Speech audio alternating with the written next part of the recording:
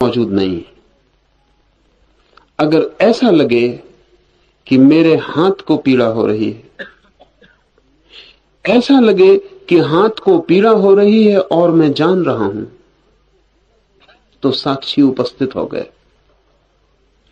पेट में भूख लगी है, अगर ऐसा लगे कि मुझे भूख लगी है, तो साक्षी खो गया, तादात्म्य हो गया भूख के साथ। अगर मुझे ऐसा लगे कि मुझे पता चल रहा है कि पेट को भूख लगी है, या पेट में भूख लगी है, ऐसा मुझे पता चल रहा है, मैं जानने वाला ही बना रहूं, कोई भी अनुभव में समाविष्ट ना हो जाऊं, दूर बाहर, मेरे और मेरे अनुभव के बीच एक फासला बना रहे। यह फासला जितना बड़ा हो उतना ही साक्षी जन्मेगा, ये फासला जितना कम हो उतना ही साक्षी खो जाएगा। साक्षी के खो जाने के लिए जिस शब्द का प्रयोग किया जाता है वो है तादात्म्य, आइडेंटिटी, किसी चीज के साथ एक हो जाना। साक्षी का अर्थ है किसी चीज के साथ अलग हो जाना। अगर कोई व्यक्ति अपने समस्त अनुभवों से अलग हो जाए, चाहे दुख हो और चाहे सुख, चाहे जीवन हो और चाहे मृत्यु, चाहे कुछ भी घटित होता हो, किसी भी घटना में मेरी चेतना घटना के भीतर प्रवेश ना करे, बाहर ही रहे, तो साक्षी का अनुभव शुरू होता है। किसी ने आपको गाली दी, तत्काल गाली लग जाती है भीतर और फासला टूट जाता है। गाली का तीर चुभ जाता है भीतर और फासला टूट जाता है। तब ये ख्याल नहीं रहता कि एक है गाली देने वाला, एक है जिसको गाली दी गई है, और एक मैं हूं जो देख रहा हूं, गाली देने वाले को भी, गाली जिसको दी गई है उसको भी। स्वामी रामतीर्थ इस प्रयोग को करते करते, इस साक्षी के प्रयोग को करते करते अपनी भाषा को भी धीरे धीरे बदल डाले थे। शायद प्रयोग करते करते भाषा बदल गई थी। न्यूयॉर्क में थे, कुछ लोगों ने उनका अपमान किया था। लौट कर वो आए हंसते हुए और उन्होंने अपने साथियों को कहा कि आज बड़ा मजा आया। राम गया था बाजार में। रामतीर्थ उनका नाम था, लेकिन उन्होंने कहा राम गया था बाजार में। कुछ लोग राम को गाली देने लगे, राम बड़ी मुसीबत में पड़ गए। तो मित्रों ने कहा कि आप इस तरह बोल रहे हैं जैसे कोई और को गाली दी गई हो और कोई और मुसीबत में पड़ गया हो। तो राम ने कहा ठीक ऐसा ही हुआ, क्योंकि मैं देख रहा था गाली देने वालों को भी और राम को भी जिस पर गालियां पड़ रही थी।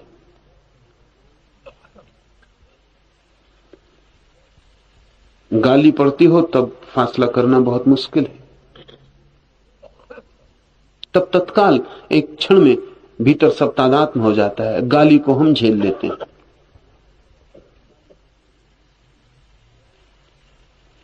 ये चेतना की संभावना कि वो किसी तथ्य के करीब आकर एक हो सकती है और किसी तथ्य से दूर हटकर फासले पर खड़ी हो सकती है, यही समस्त धर्म की संभावना है। अगर ये संभावना नहीं है तो धर्म का फिर कोई उपाय नहीं, और जीवन के दुख के विसर्जन का भी फिर कोई मार्ग नहीं है अगर साक्षी संभव ना हो। एपिटेक्टस यूनान में एक विचारक हुआ, उसके संबंध में खबर थी कि वो साक्षी भाव को उपलब्ध हो गया, लेकिन सम्राट को भरोसा नहीं था। सम्राट ने कहा साक्षी कोई कैसे हो सकता है, खैर परीक्षा ले लेंगे। एपिटेक्टस को बुलवा लिया गया और सम्राट ने 2 पहलवान बुलाए और कहा कि इसकी एक टांग इसके सामने ही मरोड़ कर तोड़ डालो।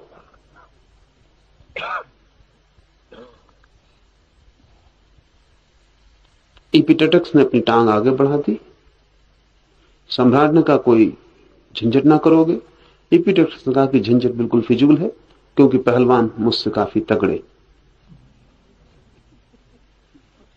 झंझट बिल्कुल बेकार है। और देर लगाने में एपिटेक्टस को तकलीफ भी बहुत होगी,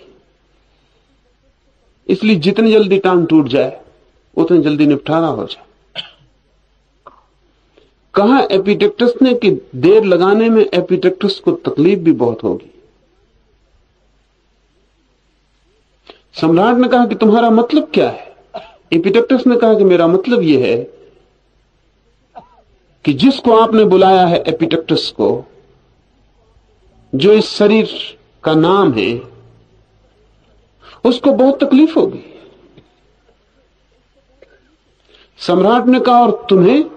एपिटेक्टस ने कहा कि हम देखेंगे तुम्हारी मूर्ता, तुम्हारे पहलवानों की पहलवानी, एपिटेक्टस की मुसीबत, सब हम देखेंगे। सम्राट ने कहा बातचीत से हल नहीं होगी, टांग तो तोड़नी ही होगी। टांग तोड़ दी गई और एपिटेक्टस देखता रहा।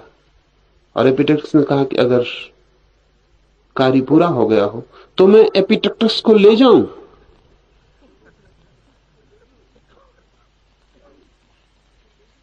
सम्राट रोने लगा। उसने सोचा भी नहीं था कि यह संभव हो सकता है। उसने पैर पकड़ लिए एपिटेक्टस से, कहा कि इसका राज। सम्राट ने कहा अभी भी तुम जिसके पैर पकड़े हुए हो वो मैं नहीं। अभी मैं देख रहा हूं कि सम्राट रो रहा है, एपिटेक्टस फिर मुसीबत में, दूसरी मुसीबत। उनका पैर पकड़ा गया, अभी तोड़ने के लिए पकड़ा गया था, अब पढ़ने के लिए पकड़ा गया है, लेकिन मैं देख रहा हूं। साक्षी का अर्थ है कोई भी अनुभव तादात्म्य न बने, कोई भी अनुभव मुझसे न जुड़े, मैं दूर ही रह जाऊं, पार ही रह जाऊं, मेरा अलगपन कहीं भी विनष्ट ना हो। रास्ते पे आप चल रहे हैं, ऐसे भी चल सकते हैं कि मैं चल रहा हूं, और ऐसे भी चल सकते हैं कि चलने की घटना घट रही है और मैं देख रहा हूं। हर घटना से तादात्म्य को छिन्न भिन्न करना पड़े, हर घटना से तादात्म्य विसर्जित करना पड़े। खाना खा रहे हैं, ऐसे भी खा सकते हैं कि मैं खा रहा हूं, और ऐसे भी खा सकते हैं कि खाना खाया जा रहा है, मैं देख रहा हूं। एक एक पल इसका होश रखा जाए, तब कहीं सतत प्रयोग के बाद साक्षी का जन्म शुरू होता है। तब आपके भीतर वो चेतना आ जाती है जो सिर्फ देखती है, दृष्टा होती है, जानती है, ज्ञाता होती है, लेकिन भोक्ता नहीं होती। इस सूत्र को हम समझें। जागृत, स्वप्न और सुसुप्ति, इन तीनों अवस्थाओं में जो भोग, भोज्य और भोक्ता के रूप में है, उससे भिन्न वह सदाशिव, चिन्मय और अद्भुत साक्षी मैं ही हूं। जागृत हो या स्वप्न हो या सुसुप्ति हो, तीनों अवस्थाओं में हमारा अनुभव तीन हिस्सों में विभाजित। भोग, भोज्य और भोक्ता। भोज्य जिसे हम भोगते हैं, भोजन आप कर रहे हैं तो भोजन भोज्य। आप कर रहे हैं, आप भोक्ता हैं। और भोक्ता और भोग के बीच में जो संबंध है उसका नाम भोग है। भोग संबंध है। या ऐसा समझें, सूरज निकला है, आप देख रहे हैं तो सूरज दृश्य है, आप दृष्टा हैं, दोनों के बीच का संबंध दर्शन है। आपके पैर में कांटा गड़ गया, पीड़ा हो रही है, तो पीड़ा ज्ञेय है, आप ज्ञाता हैं, बीच का संबंध ज्ञान है। हर अनुभव तीन हिस्सों में टूट जाता है। विषय जो बाहर है, जिसका आपको अनुभव हो रहा, अनुभोक्ता, अस्मिता, अहंकार जो भीतर है, जिसको अनुभव हो रहा, और दोनों के बीच का संबंध जो अनुभव बन रहा है। ये तीन समझ में आते हैं। इन तीनों के पार अगर आपके भीतर कोई चौथा भी हो तो उसका नाम साक्षी।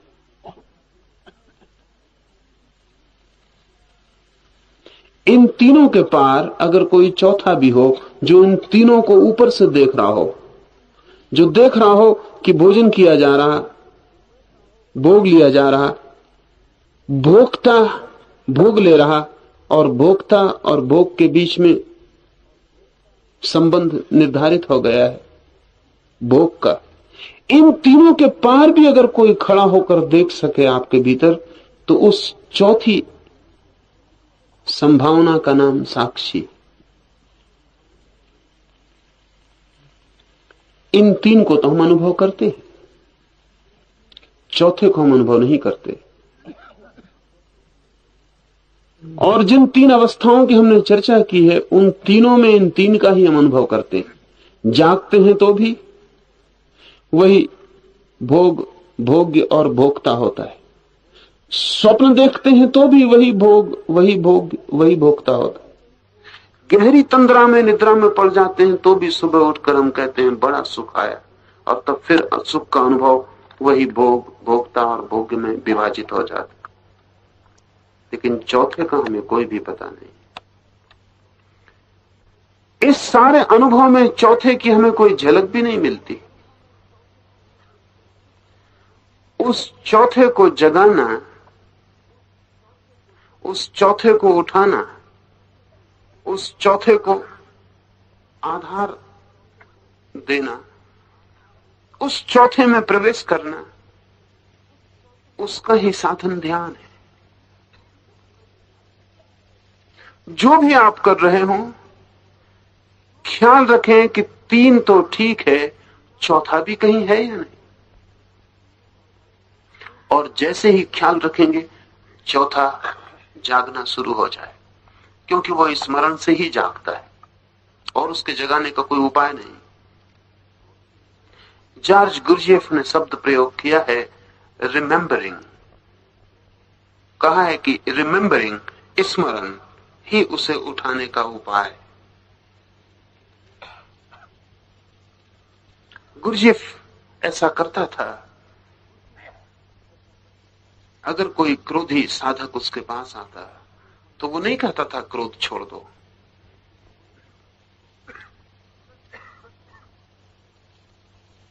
वो कहता था क्रोध करो,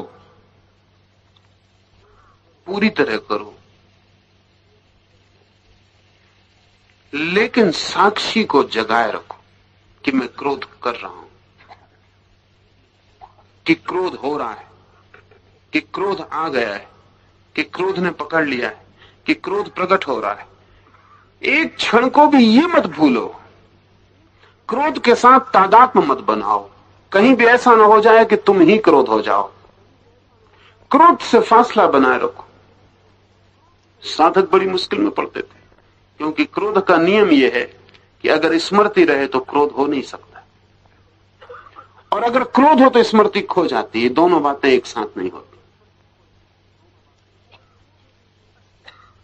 तो अगर कोई साधक ये आके कहे कि हाँ आज मैंने क्रोध किया और स्मृति रही, तो गुरुजीएफ हंसता था, क्योंकि उसको पता है और साधक को पता नहीं कि यह असंभव है, ये होता ही नहीं। क्षण भर को भी अगर क्रोध पकड़ेगा तो उस क्षण स्मृति खो जाएगी। ये चेतना की फोकसिंग का सवाल है। ये ठीक वैसे ही कि जब मैं बाईं तरफ देखूंगा तो मेरी आंखें दाईं तरफ नहीं देख पाएंगी।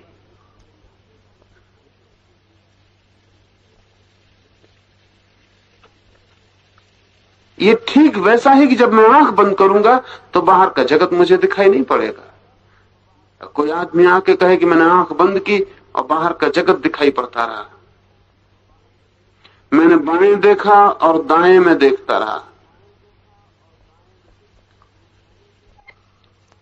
ठीक उससे भी कठिन है ये बात कि मैं जागा रहा और क्रोध करता रहा, मैं साक्षी बना रहा और क्रोध करता रहा।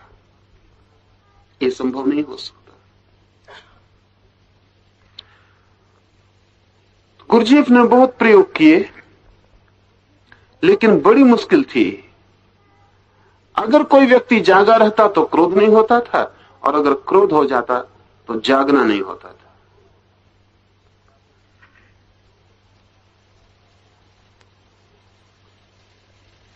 तो गुरुजीएफ ने एक नया प्रयोग भी शुरू किया और वो था क्रोध का अभिनय।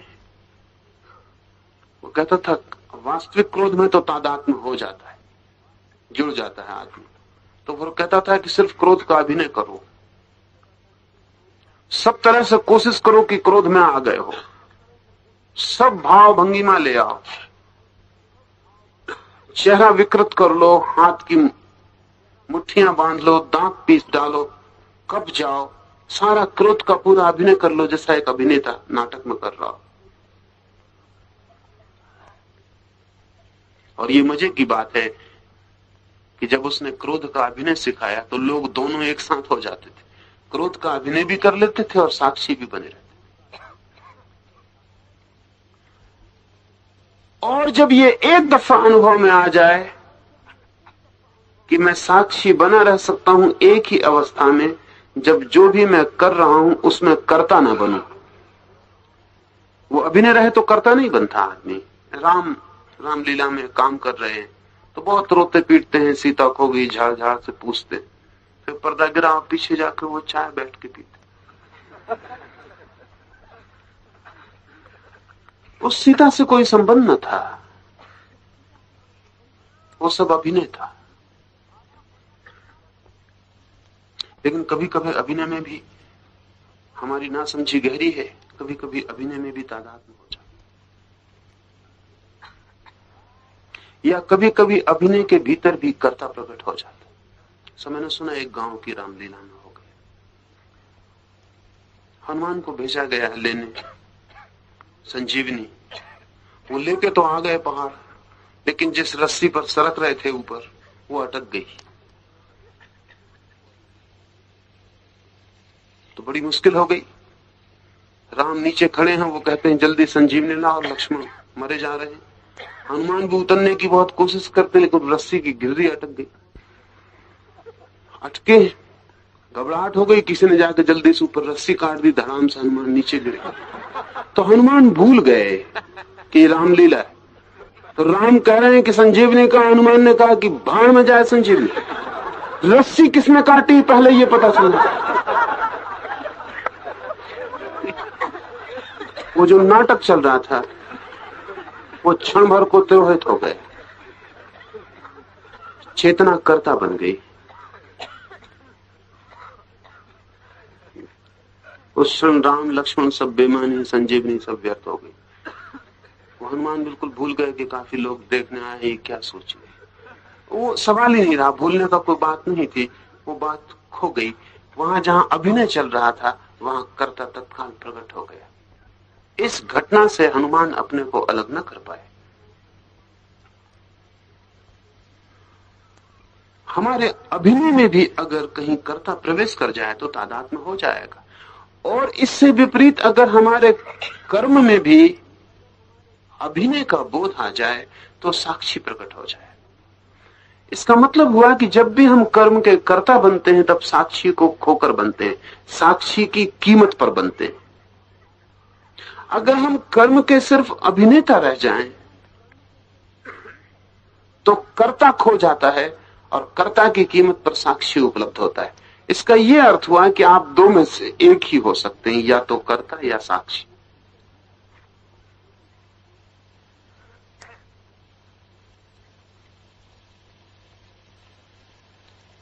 और हम सब कर्ता हैं। जो भी हम करते हैं उससे हम तत्काल अपने अहंकार को जोड़ लेते हैं। जोड़ने का हमें उपाय नहीं करना पड़ता, जुड़ ही जाता है। वो बिल्कुल हमें हमारी आदत का हिस्सा है। ऐसे कर्म में भी हम कर्ता बन जाते हैं जिसमें हमारा कर्म है ही नहीं। आदमी कहता है मैं श्वास ले रहा हूं, श्वास में कोई श्वास लेता नहीं दुनिया में, नहीं तो मरना मुश्किल हो जाए।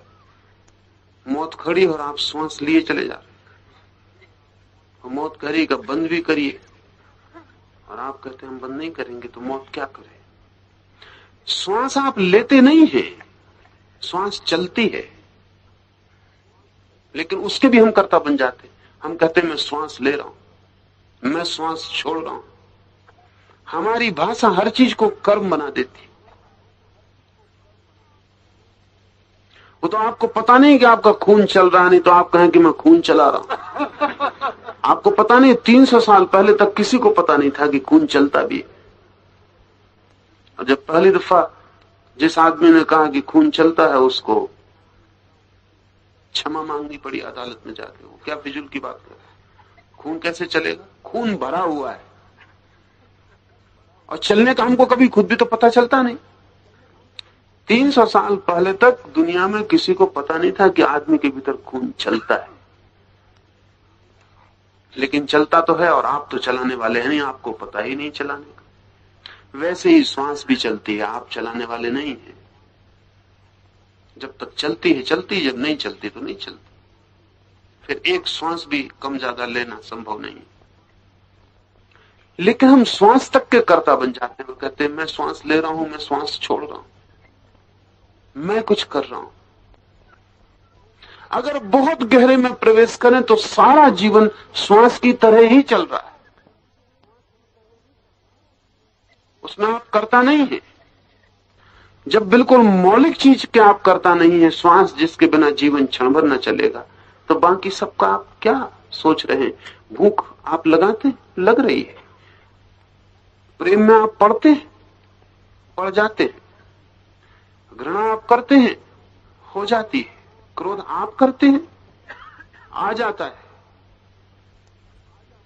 अगर जीवन की सारी क्रियाओं में ठीक से प्रवेश करें तो आपको पता चलेगा कर्ता एक भ्रांति है, शायद एकमात्र भ्रांति है, अकेली भ्रांति है, बस वही भ्रांति है। बाकी सब भ्रांतियां उसी के फूल पत्ते हैं। उस कर्ता को ही हम अहंकार कहते, ईगो कहते, वो हमारी भ्रांति है। फिर उस भ्रांति पर हमारा जो भी महल खड़ा होता है वो सब झूठा है, उसका कहीं कोई अस्तित्व नहीं। लेकिन जब झूठा आधार ही हमने स्वीकार कर लिया हो तो फिर झूठे महल को बनाने में हमें कोई अड़चन नहीं होती। यश का, प्रतिष्ठा का ये जो संसार, सफलता का, दंभ का ये जो फैलाव है, ये फिर उस झूठे कर्ता पर खड़ा होता चला जाता। लेकिन जीवन की प्रक्रिया का ठीक ठीक बोध हो तो पता चलेगा कर्ता हम हैं नहीं। फिर हम क्या हैं अगर कर्ता नहीं है? अगर ये कर्ता का भाव छूट जाए तो फिर हम क्या हैं? तब हमें पता चलेगा कि हम साक्षी हैं। मेरा किसी से प्रेम हो गया है तो मैं सिर्फ साक्षी हूं। साक्षी हूं इस बात का कि मेरे भीतर कुछ है, उस व्यक्ति के भीतर कुछ है, और इन दोनों के बीच एक आकर्षण निर्मित हो गया है। मैं साक्षी हूं इस बात का। मुझे इस बात का स्मरण रखना चाहिए कि ये घटना घट रही है, ये वैसी ही प्राकृतिक घटना है जैसे कि एक चुंबक के पास लोहा खिंच जाए। न तो चुंबक खींचता है और न लोहा खींचता है। चुंबक और लोहे के गुणधर्म का ये मेल है कि खींचने की घटना घट जाती है। न तो चुंबक को खींचने के लिए कोई उपाय करना पड़ता है और न लोहे को खींचने के लिए कोई चेष्टा करनी पड़ती। इन दोनों के स्वभाव से ये घटना घट जाती है। ये घटना घटना ही है, इसमें कर्ता कोई भी नहीं है। अगर चुंबक भी आदमी हो तो वो कहेगा मैंने खींचा, निश्चित कहेगा, और अपनी डायरी रखेगा कि मैंने कितने कितने लोगों को खींचा और कितनी कितनी बार कैसे लोहे मेरे चारों तरफ इकट्ठे खींच के आ गए।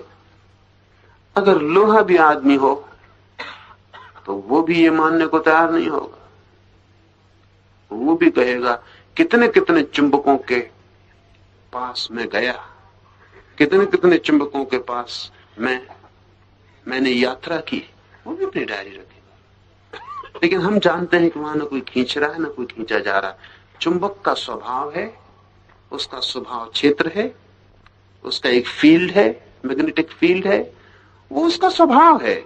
वो उसका स्वभाव वैसे ही है जैसा कि लोहे का एक स्वभाव है, उसका भी एक अपना फील्ड है। उन दोनों फील्डों के बीच जो घटना घटती है वो खिंचाव है, उसमें कर्ता कोई भी नहीं है। उसमें कर्ता कोई भी नहीं। अगर एक स्त्री एक पुरुष के प्रति आकर्षित हो जाती है तो ये वैसा ही मैग्नेटिक फील्ड है। अगर एक पुरुष एक स्त्री के प्रति आकर्षित हो जाता है तो ये वैसा ही मैग्नेटिक फील्ड है। ये घटना वैसी ही चुंबकीय है। लेकिन आप कहेंगे कि एक लोहा एक खास चुंबक के पास आकर्षित क्यों होता है, एक पुरुष एक खास स्त्री के प्रति आकर्षित क्यों होता है, एक स्त्री एक खास पुरुष के प्रति आकर्षित क्यों होती है? अगर इसकी भी गहराई में उतरना शुरू करें तो आपको पता चलेगा ये भी स्वभावगत है। अभी पश्चिम में जुंग ने इस संबंध में बहुत काम किया और जुंग ने इस बात की खोज की कि हर पुरुष के भीतर जन्म के साथ ही स्त्री की एक प्रतिमा है, एक छिपी हुई स्त्री, एक रूप है स्त्री का। हर स्त्री के भीतर पुरुष की एक प्रतिमा है, एक छुपा हुआ रूप है पुरुष का। और जब कोई पुरुष किसी स्त्री के प्रति आकर्षित होता है तो उसका कुल कारण इतना होता है कि इस स्त्री का रूप उसके भीतर की छुपी हुई स्त्री के रूप से मेल खाता है। और जब कोई स्त्री किसी पुरुष के प्रति आकर्षित होती है तो उसका इतना ही मतलब होता है कि उस स्त्री के भीतर का पुरुष, छिपा हुआ पुरुष तत्व इस पुरुष से किसी तरह का मेल खाता है।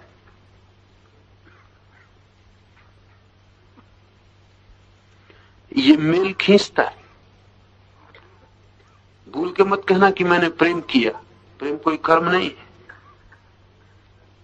ये वही चुंबक की भूल है जो कहे कि मैंने लोहे को खींचा, या लोहे की भूल है कि मैं गया। लेकिन हम इसमें भी कर्ता बन जाते हैं। प्रेम और घृणा और क्रोध सब श्वास की तरह चलते हैं। अगर ये जीवन हमें श्वास की तरह चलता हुआ दिखाई पड़ने लगे तो जिसको ये दिखाई पड़ेगा वो साक्षी है। जिसको ये सारा का सारा प्रपंच चारों तरफ होता हुआ दिखाई पड़ेगा और इसके बीच में जो खड़े होकर जान रहा है, देख रहा है, इस सारे खेल को, इस सारे खेल में कहीं भी मैं का भाव नहीं जोड़ रहा है। सब मैं के भाव के बाहर खड़े होकर सिर्फ जान रहा है, सिर्फ ज्ञाता है, सिर्फ साक्षी है।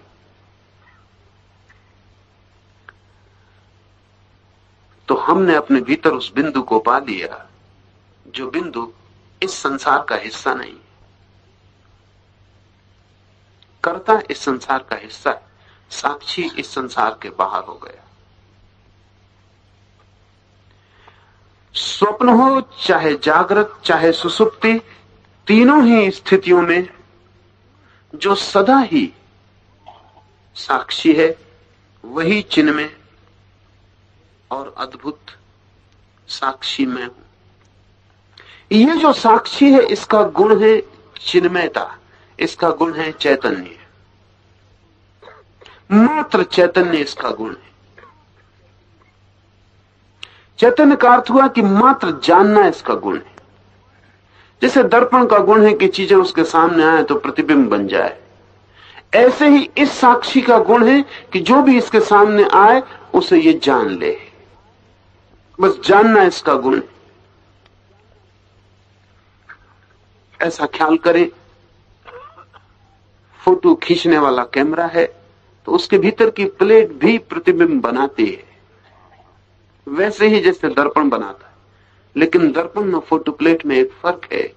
प्लेट जो प्रतिबिंब बनाती है उसे बनाती नहीं, पकड़ भी लेती। दर्पण भी प्रतिबिंब बनाता है लेकिन पकड़ता नहीं। आप हटे और प्रतिबिंब भी हट जाता और दर्पण खाली, शून्य और शांत हो जाता। इसका यह भी मतलब हुआ कि जब फोटो प्लेट पकड़ती है तो ऐसा नहीं कि जब आपका चित्र बनता है उसके बाद में पकड़ती, बनता ही नहीं, बनता ही है और पकड़ जाता है। और दर्पण जब आप हटते हैं तभी खाली होता है, ऐसा नहीं। जब आप सामने होते हैं प्रतिबिंब भी बनता रहता तो भी दर्पण खाली होता है, नहीं तो आपके हटने से खाली नहीं हो जाए। फोटो प्लेट की तरह है कर्ता का भाव। जो कुछ भी करते हैं फौरन पकड़ लेते हैं, जकड़ जाते हैं। दर्पण की तरह है साक्षी का भाव। होता है सब, दर्पण पे बनता है, खबर मिलती है, प्रतिफलन होता है, बोध होता है, पकड़ता कुछ भी नहीं। फोटो प्लेट और चित्र के बीच जो पकड़ने की घटना बनती है, उन्हीं सब घटनाओं के जोड़ का नाम मैं है। सब घटनाओं के जोड़ का नाम, जितनी जितनी घटनाएं फोटो प्लेट ने पकड़ी हैं, उन सब के जोड़ का नाम मैं है। दर्पण के पास मैं नहीं बन सकता, क्योंकि जोड़ना असंभव है। एक चीज हटती है, दर्पण खाली हो जाता है, दूसरी चीज आती है, हटती है, दर्पण खाली होता चला जाता है। दर्पण के पास कोई संपदा नहीं है जिसको जोड़ के वो मैं का भाव बना सके।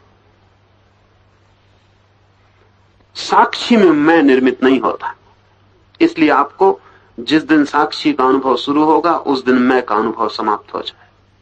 या इसे ऐसा समझें कि मैं का अनुभव अगर समाप्त कर दें तो साक्षी का अनुभव शुरू हो जाएगा। जब तक मैं निर्मित होता है, तब तक जानना कि कर्ता का काम जारी है और साक्षी से अभी कोई संबंध नहीं हुआ।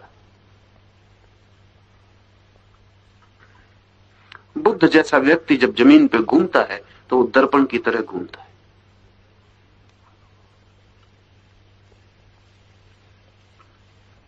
एक दर्पण चलता हुआ,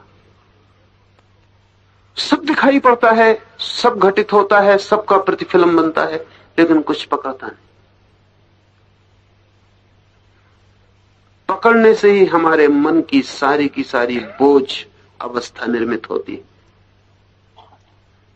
इसे थोड़ा ऐसा समझें, राह से आप चल रहे हो, किनारे पर खिला हुआ फूल दिखाई पड़ा, सुंदर है, अनुभव हुआ, सुगंधित है, जाना, फिर आप आगे बढ़ गए, फूल पीछे छूट गया, लेकिन आपके मन में अनुगूंज फूल की अभी भी चलती। ये अनुगूंज बताती है कि फोटो प्लेट हैं आप, दर्पण नहीं। दर्पण होते, फूल छूट गया, आप हट गए, बात समाप्त हो गई, दर्पण खाली हो गई। एक सुंदर स्त्री दिखाई पड़ी, अगर दर्पण हो आप तो भी दिखाई पड़ेगी। सुंदर है, ये भी दिखाई पड़ेगा, लेकिन दर्पण है आप। स्त्री चली गई, दर्पण खाली हो गई। एक सुंदर भवन दिखाई पड़ा, सुंदर है, दिखाई पड़ेगा, हट गया, समाप्त हो गया, आप फिर निर्मल और खाली हो गए। प्रतिपल साक्षी शुद्ध होता रहता है, प्रतिपल। इसलिए साक्षी किसी तरह का कर्म बंध इकट्ठा नहीं करता, क्योंकि साक्षी किसी चीज को जकड़ता ही नहीं, बंधता ही नहीं, बस गुजरता चला जाता। जिंदगी साक्षी भोगता नहीं, देखता है। जिंदगी में साक्षी फंसता नहीं, गुजरता है। कबीर ने कहा है, ज्यों की त्यों धर दीनी चदरिया, वो साक्षी के लिए कहा। जैसी दी थी परमात्मा ने जिंदगी, वैसी की वैसी वापस रख दी, उस पर दाग नहीं पड़ने दिया, दाग कर्ता का। और सच तो यह है कि हम जैसे कर्ता की तरह जीते हैं, उसमें चदरिया तो लौटती नहीं, दाग ही दाग लौटते। फिर खोजना मुश्किल है कि चदरिया कहां है, दाग ही दाग रह जाते। इतनी छपाई हो जाती, छपाई पर छपाई हो जाती।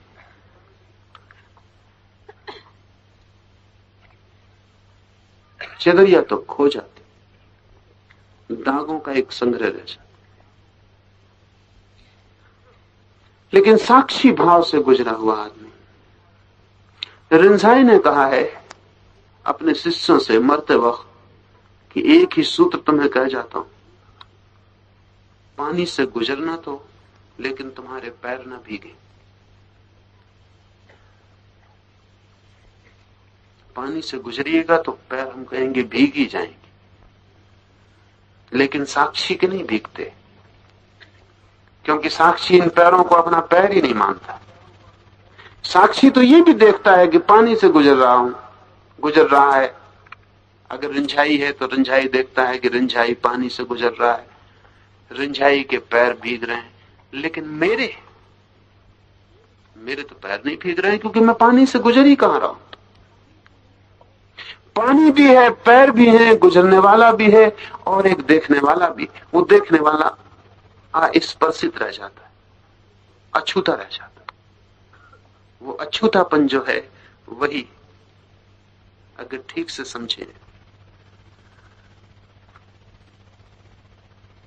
वही जीवन की गहनतम, जीवन की आत्यंतिक आधारशिला है। वैसा व्यक्ति सदा ही कुंवारा है, अछूता है। फूल की पखड़ियों पर भी धूल बैठ जाती होगी, उस पर धूल नहीं बैठती, क्योंकि धूल जिस कारण से बैठती है वो कारण विसर्जित कर दिया गया है। तादात्म्य कर्ता का भाव विसर्जित कर दिया गया है। हम पर तो हर चीज की धूल बैठ जाती, और ऐसी धूल ही नहीं बैठ जाती जिसमें कारण हो, अकारण धूल भी बैठ जाती। राह से गुजर रहे हैं, कोई एक फिल्म की कड़ी गुनगुना रहा है, वो आदमी भी चला गया, वो फिल्म की कड़ी भी चली गई, आप गुनगुना रहे हैं अब उसे। ऐसी तरह इस तरह धूल बैठ जाती है। अब आप उसको गुनगुनाए जा रहे हैं, और जरा कोशिश करिए उसको रोकने की, तो मन इंकार कर देगा। वो कहेगा गुनगुनाएंगे, जितना रोकेंगे उतना ज्यादा गुनगुनाएंगे। रोकने की कोशिश की तो पता चलेगा पराजित हो गए। यहां एक बात और ख्याल में लेनी चाहिए, जो लोग कर्ता भाव से जीते हैं, अगर वे धार्मिक भी हो जाएं तो भी उनका कर्ता भाव नहीं जाता है। वे वहां भी कर्तापन लगाए रखते हैं। वे कहते हैं, पहले वे कहते थे हमने महल बनाया, अब वे कहते हैं हमने त्याग किया। इसे थोड़ा ठीक से ले लेंगे। अगर कर्तापन जारी रहे तो धर्म में प्रवेश ही नहीं होता। लेकिन हम जिन धार्मिकों को आमतौर से जानते हैं, वे धार्मिक संसार में तो कर्ता थे ही, धर्म में भी करता रहते। वे कहते हैं कि पहले भोग भोगा, अब त्याग किया, लेकिन करना जारी रहता है। वे कहते हैं पहले महल में रहते थे, महल बनाया, अब आश्रम में रहते हैं, आश्रम बनाया। पहले वस्त्र पहनते थे, अब नग्न रहते हैं, लेकिन कर्ता का भाव जारी रहता है। धार्मिक व्यक्ति वो है, संन्यास्त वो है, सन्यासी वो है जो कर्ता के भाव से नहीं जीता, चाहे महल में जीता हो, चाहे झोपड़े में जीता हो, चाहे नग्न रहता हो, और चाहे लाखों के वस्त्र पहनता हो। एक बात ही उसका गुण है कि वो कर्ता के भाव से नहीं जीता, वो साक्षी के भाव से जीता।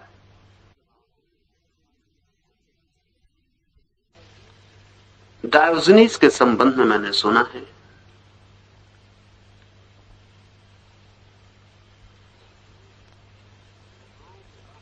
कि वो गांव के बाहर एक टीन के पोंगरे में पड़ा रहता था, नग्न। टीन का पोंगरा था, गांव के बाहर था, आवारा कुत्ते भी उसमें आके सो जाते थे। डायोजनीस भी उसमें सोया रहता था, नग्न फकीर था, न उसके पास कोई घर था, न कोई झोपड़ा था। वो ये टीन का पोंगरा गांव के बाहर पड़ा था, बेकार कचरा घर का, जिसमें लोग कचरा फेंकते थे, खराब हो गया था, गांव के बाहर फेंक दिया था, उसी में घुस के सो जाता। आवारा कुत्ते भी उसमें सोते थे। कभी कभी डायोजनीस के दूर दूर से शिष्य भी आ जाते थे उसको पूछने, कुछ ताशने। तो अनेक बार शिष्य कहते थे कि इन कुत्तों को भगा क्यों नहीं देते। तो डायोजनीस कहता था, कौन भगाए? डायोजनीस भी सोया रहता है, ये लोग भी सोए रहते। रही अपनी बात, तो वहां तो सोना ही कहां है। डायोजनीस भी सोया रहता, कुत्ते भी सोए रहते। रही अपनी बात, तो वहां तो सोना ही कहां है, वहां तो जाग गए सो जाग गए। ये जो जिसकी बात डायोजनीस कर रहा है, ये साक्षी है। वहां कोई सोना नहीं है, जाग गए जाग गए। अब डायोजनीस भी सोया रहता, कुत्ते भी सोए रहते। डायोजनीस से भी उतना ही फासला है अब जितना कुत्तों से। इसे थोड़ा ठीक से समझ लें। जब तक आपका अपने से उतना ही फासला नहीं है जितना दूसरे से है, तब तक आप साक्षी भाव को उपलब्ध नहीं हो सकते। अगर आपका दूसरे से ज्यादा फासला है और अपने से कम फासला है, तो आप कर्ता भाव में बंधे रहेंगे। आपका ठीक ठीक उतना ही फासला अपने से हो जाना चाहिए जितना दूसरे से है। बस उसी क्षण डायोजनीस भी सोया रहता है, कुत्ते भी सोए रहते हैं, और डायोजनीस के भीतर जो है वो जागा ही हुआ है, वो देखता ही रहता है। तो डायोजनीस ने कहा, भगाए कौन, किसको भगाए और क्यों भगाए? ये जो तटस्थता है, ये जो दूरी है अपने से ही,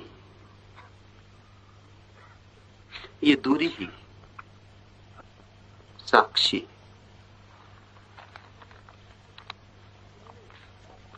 चिन्ह में उसका स्वरूप है, बस एक ही लक्षण उसका कहा जा सकता है चिन्ह में, चैतन्य, कॉन्शियसनेस। इसका अर्थ गहरा है, लेकिन क्योंकि अगर चिन्ह में उसका स्वरूप है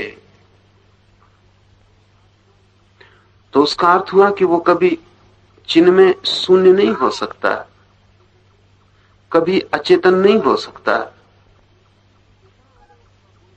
चेतना अगर उसका गुणधर्म ही है, जैसे आग अगर गर्म है, ये उसका गुणधर्म है, तो फिर आग ठंडी नहीं हो सकती।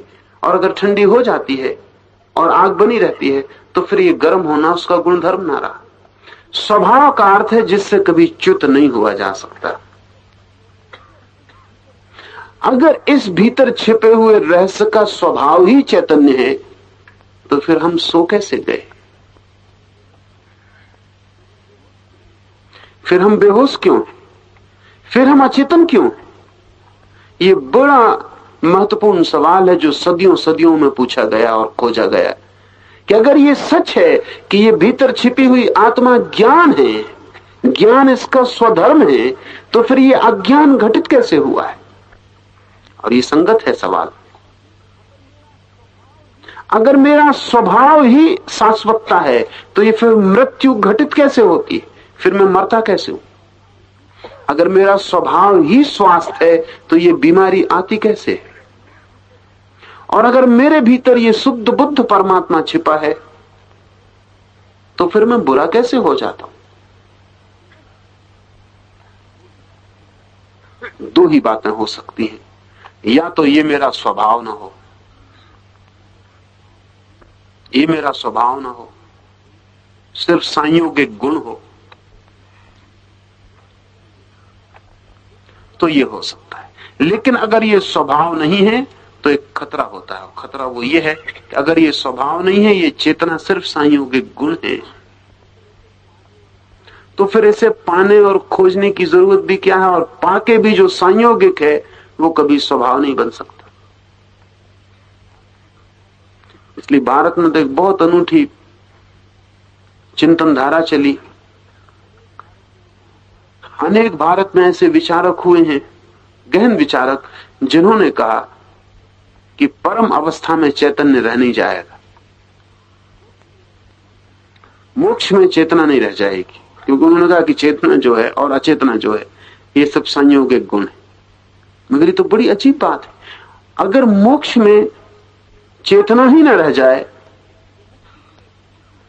तो मुक्ति किसकी? अगर होश ही न रह जाए तो उससे तो ये बेहोशी बेहतर। कम से कम थोड़ी चेतना तो है, परतंत्रता है माना, लेकिन होश तो है।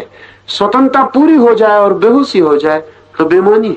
लेकिन उन विचारकों की तकलीफ यही थी कि वो ये समझाने में असमर्थ हुए कि अगर चेतना का स्वभाव चैतन्य है तो फिर आदमी बेहोश क्यों है? फिर आदमी सोया हुआ क्यों? अगर जागा हुआ होना उसका भीतरी गुण है, तो ये नींद कहां से घटित होती? लेकिन न समझा पाने के कारण विपरीत को मान लेने की कोई आवश्यकता नहीं है। समझाया जा सकता है, लेकिन कठिनाई तब खड़ी होती है जबकि कोई सिर्फ विचार से चलता है तो अड़चन आ जाती। जब कोई साधना से चलता है तो अड़चन नहीं आती, क्योंकि तब चीजें दिखाई भी पड़नी शुरू होती। चेतना तो सदा ही चेतन है, दर्पण तो सदा ही दर्पण है। लेकिन कोई चीज आच्छादित हो सकती है, और आच्छादित होने में चेतना का जो दर्पण होना स्वभाव है वही कारण बनेगा। कोई भी चीज उसमें आच्छादित होकर प्रतिबिंबित हो सकती है। चेतन तो उसका स्वभाव है, लेकिन चेतना में कोई भी चीज प्रतिफलित होती है, और जो प्रतिफलित होती है उसको स्वयं मान लेने की भ्रांति चेतना कर सकती है। इससे चैतन्य का कोई विरोध नहीं है। तो पुराना जो उदाहरण है वो है नीलमणि का। नीलमणि को अगर पानी में डाल दें तो पुराने शास्त्रों ने उदाहरण दिया है कि पूरा पानी नीला दिखाई पड़ने लगता है, होता नहीं नीला, लेकिन नीलमणि को डाल देने से उसकी आभा पूरे पानी पे छा जाती है और पूरा पानी नीला दिखाई पड़ने लगता है। ये जो दिखाई पड़ना है इसका नीला, ये हो जाना नहीं। तो फिर साधक ने एक नया वर्ग निर्मित किया।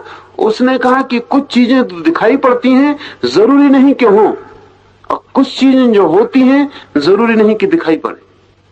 कई बार चीजें होती हैं और दिखाई नहीं पड़ती, और कई बार चीजें दिखाई पड़ती हैं और होती नहीं। तो चेतना का मूर्छित होना मूर्छित दिखाई पड़ना है, चेतना का सो जाना चेतना का सोया हुआ दिखाई पड़ना है। इसलिए एक मजे की बात फकीरों ने कही है, कबीर ने भी कही है, फरीद ने भी कही है, और फकीरों ने भी कही है कि अगर कोई आदमी सच में ही सोया हो तो उसे जगाना बहुत आसान, लेकिन कोई बन के सोया हो तो फिर जगाना बहुत मुश्किल। लेकिन बन के सोया जा सकता है। ये मजे की बात है, बन के सोया जा सकता है। और बन के अगर कोई सोया हो तो उठाना बहुत मुश्किल। शायद हम उठ नहीं पाते इतनी चेष्टा के बाद भी। उसका मौलिक कारण यह है कि हम सोए हुए कम, बन के सोए हुए ज्यादा है। शायद इसीलिए इतनी चेष्टा चलती है। कितने बुद्ध, कितने महावीर, कितने जीसस, कितने जरथुस्त्र चेष्टा करते रहते हैं जगाने, लेकिन आदमी है कि करवट बदल के फिर अपनी चादर ओढ़ के सो जाता, पहली दफे से और अच्छी तरह से ढंग से सो जाता। अस्त व्यस्त हो गया होगा थोड़ा नींद में, चादर उखड़ गई होगी, कहीं पैर उखड़ गया होगा, कहीं सिर तकिया हट गया होगा। ये महावीर बुद्ध की कृपा से इतना होता है कि करवट बदल के, तकिए को ठीक करके, बिस्तर को संभाल के, चादर को ठीक से ओढ़ के सो जाता।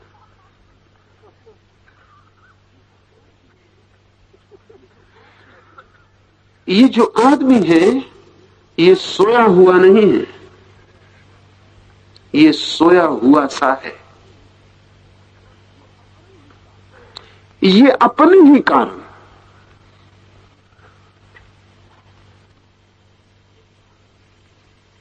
मैं एक गांव में था, एक मित्र मुझे मिलने आए।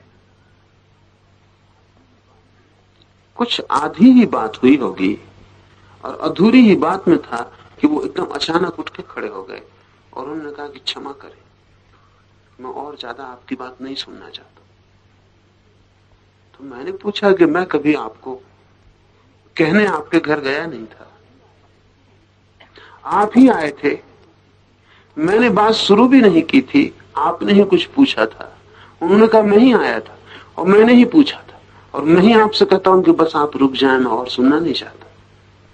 अभी मेरे छोटे छोटे बच्चे। मैंने कहा मेरी बात से आपके छोटे बच्चों का क्या संबंध? उन्होंने कहा घर गृहस्थी बिल्कुल कच्ची, आऊंगा एक दिन आपके पास, लेकिन अभी नहीं, अभी वो वक्त नहीं आया, मुझे जाने दे। और उनकी पीड़ा वास्तविक थी, और मैंने जाना कि वो आदमी ईमानदार था। वो उन आदमियों में से था जो जग जाए तो फिर करवट बदल के सो नहीं सकेगा। तो उसने पहले ही इनकार कर दिया कि बातचीत करनी ही नहीं, आऊंगा एक दिन, अभी वो वक्त नहीं आया, अभी मैं जैसा हूं रहने दे, जैसा हूं सोया रहने दे। एक बात उस आदमी को साफ ख्याल में आ गई कि ये सोया होना उसका चुनाव है, उसने चुना है। इसे आप ठीक से समझ लें। अगर सोया हुआ होना आपने चुना नहीं है तो आप जागना भी चुन नहीं सकते। अगर सोया होना आपकी मजबूरी है तो जागना फिर आपके हाथ में नहीं हो सकता। फिर जिसने आपको सुलाया होगा वही जाने। अगर आप ही सो गए हैं तो ही आप जाग सकते हैं। और चूंकि हम जानते हैं कि लोग जाग जाते हैं, इसलिए हम दूसरी बात भी कह सकते हैं कि लोग अपनी ही तरफ से सोए हुए। चेष्टा करने से आदमी जाग जाता है। ये साफ है बात कि चेष्टा करने से आदमी सोया है।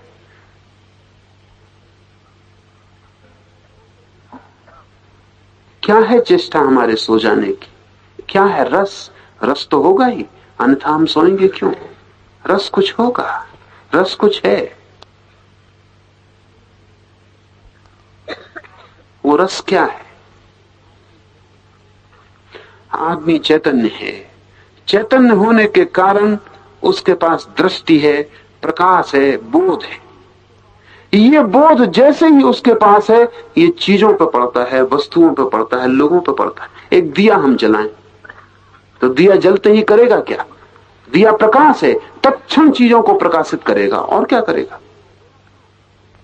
कमरे में अंधेरा था, कुछ दिखाई नहीं पड़ता था, दिया जला, भभक के लपट बनी, तत्काल पूरा कमरा आलोकित हो गया। अगर दिए को चेतना भी हो तो दिए को अपनी ज्योति दिखाई नहीं पड़ेगी। अगर चेतना हो तो दिखाई पड़ेगा कमरे में क्या क्या रखा है। दीवार है, सोफा है, कुर्सियां हैं, तस्वीरें हैं, तिजोरी है, सब कुछ दिखाई पड़ेगा। सिर्फ एक चीज दिखाई नहीं पड़ेगी, वो जो ज्योति है वो दिखाई नहीं पड़ेगी। दियों को ज्योति कैसे दिखाई पड़ेगी? दिया अगर होश से भर जाए, अचानक दिए में आत्मा आ जाए तो क्या होगा? कमरा दिखाई पड़ेगा। जो जो प्रकाशित हो रहा है वो दिखाई पड़ेगा। और उसी दिखाई पड़ने से वासना का जन्म होगा।